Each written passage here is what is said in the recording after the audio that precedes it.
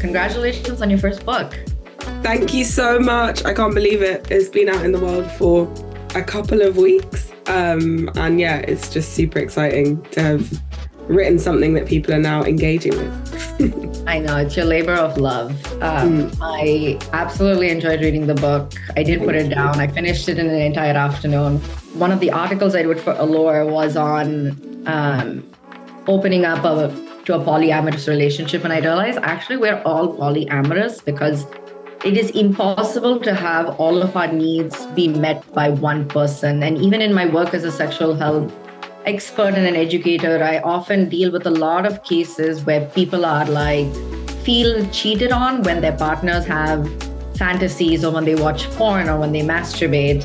And that's the thing, is that we're such infinite sexual beings that it's impossible to feel completely fulfilled in a sense. And it isn't just like sex, right? We're talking about emotion. No, I mean, when I talk about, I mean more from an emotional perspective, from a things that you might enjoy doing with one person more than another kind of perspective, or just generally in our lives. It's I'm not going to get the same feeling from the conversations and the dynamic I have with my nan as I am with, or even my mum or whatever it is. It's where we all interact in different ways. And even in this, you see how Elsie's able to have a really close relationship with her grandma, but that's also because her grandma,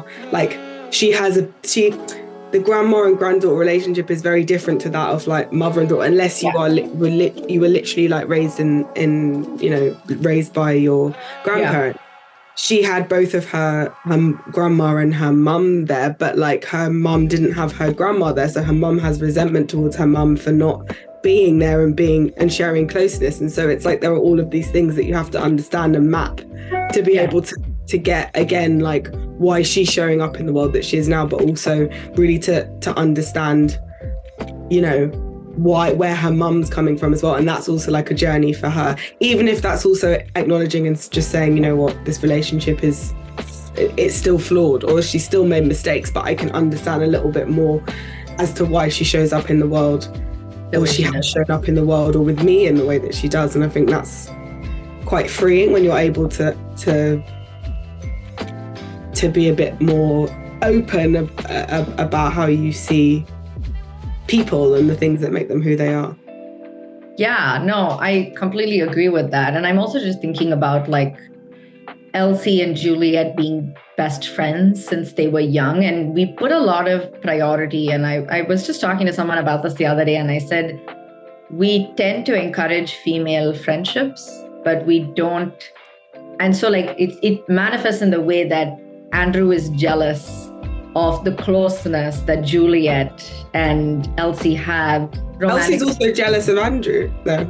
Oh, of course. Yeah. And I think it's almost protective because she knows, and she always had kind of that sense that he was wrong for her, or maybe she feels a little bit more protective in her space and sees the way that he treats her as kind of an object that he wants to own versus someone that he respects and wants to be in the space with. It's been so great chatting with you.